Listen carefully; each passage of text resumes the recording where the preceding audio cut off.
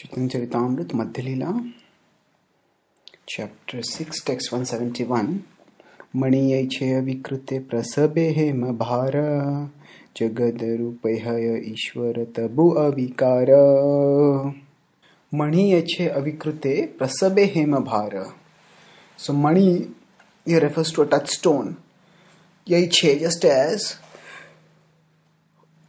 the touchstone remains avikrute, untransformed, unaffected. Prasabe, even if when after it produces hemabhara, even after produces piles of gold, the touchstone has property that whatever it touches, even if it touches cheaper metal like iron, by touching it, iron turns into gold. And a touchstone can touch many pieces of any objects of lower metal and transform them into gold, but the touchstone's capacity is not affected thereby. So similarly, is it with the Supreme Lord? Jagat Rupaha Ishvara Tabu Avikar. So, Jagat Rupaha Ishvara. So, the Lord similarly produces many universes.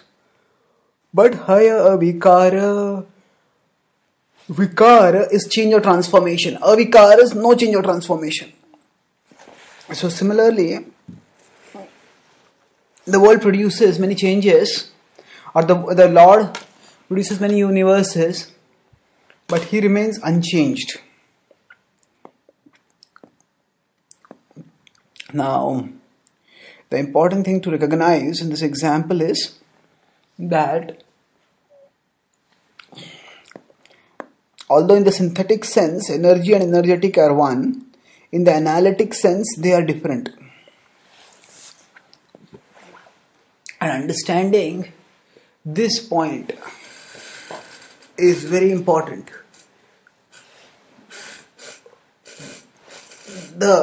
One of the fundamental characteristics of Brahman is said to be unchangeability. The 6 changes that characterize matter, birth or creation, then growth, maintenance, deterioration, reproduction, destruction. Brahman is free from these changes.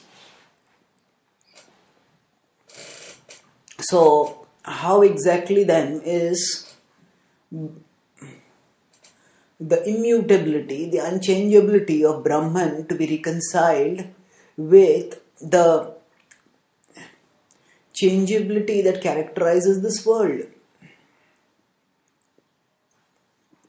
That is a question that has the philosophers, the Vedantic philosophers often put to a great amount of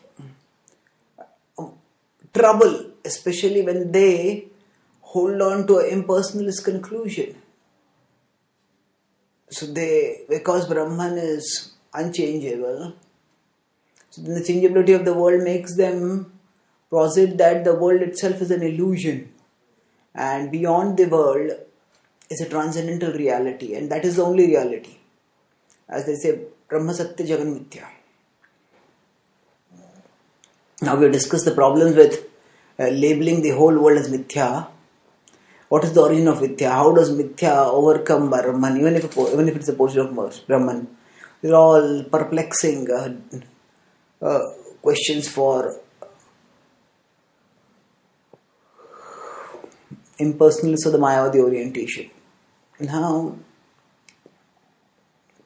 the Bhagavatam helps us understand, and Chaitanya Charitamrita further elaborates that. So, it is said that yes, changeability of the world can be reconciled with the unchangeability of the Brahman by understanding that Brahman is not just one isolated existence.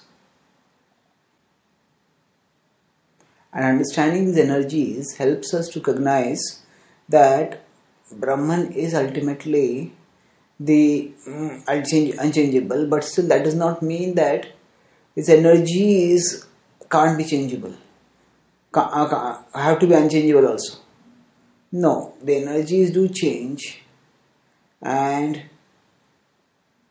the important point is to redirect our heart towards the eternal. And the changeability of the world guides our heart, prompts our heart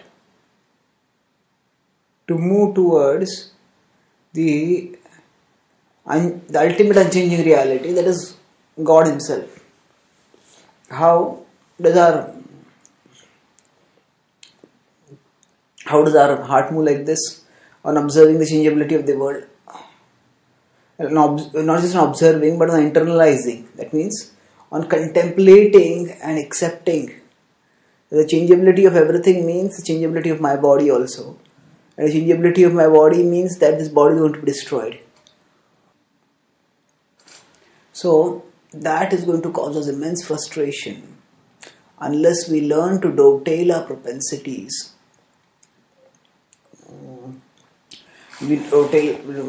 So towards transcendence, and we redirect our aspirations away from the world towards Krishna. And that is essentially what Bhakti Yoga is. So, Bhakti Yoga presumes that Ishvara is eternal. And though He is eternal, He is also reciprocal.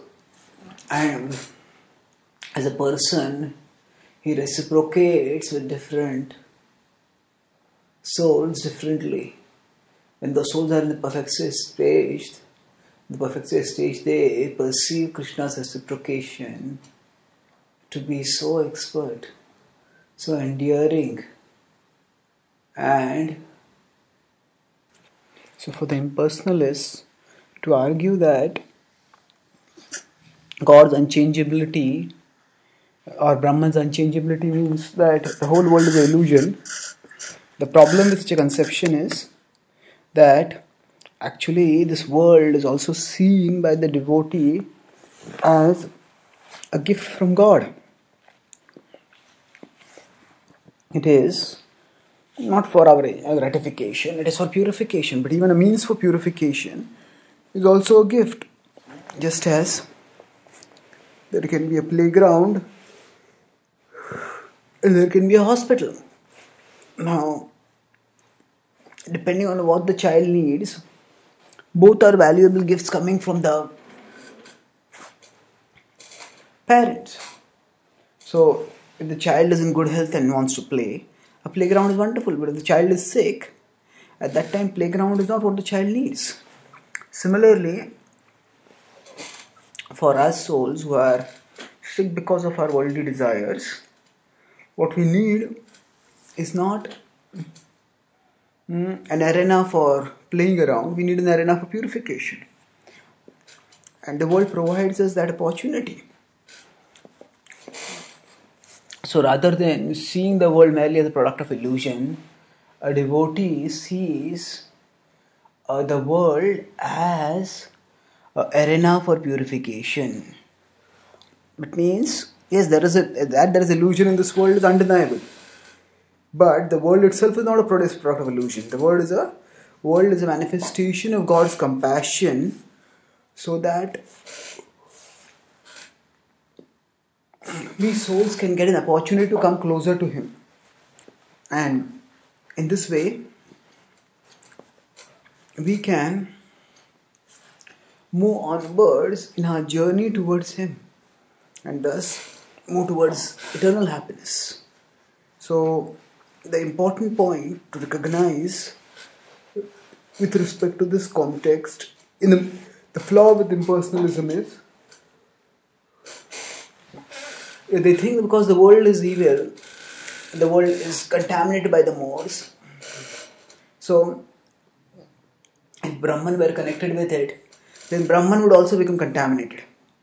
Because the world is prone to change and degradation, so Brahman will also be prone to change and degradation if if we are connected with the world, we are connected with Brahman. And so therefore they propose a rigid rupture, a rigid separation between the world and Brahman by saying the world is the product of illusion and Brahman is the only reality. But the point is, the world is an energy of Brahman, and in fact Brahman has two energies, material and spiritual, and depending on how the soul uses this, the soul who has free will approaches the material energy. That material energy can act as the cause of illusion and entanglement, or can also act as the means for purification and liberation. Thank you.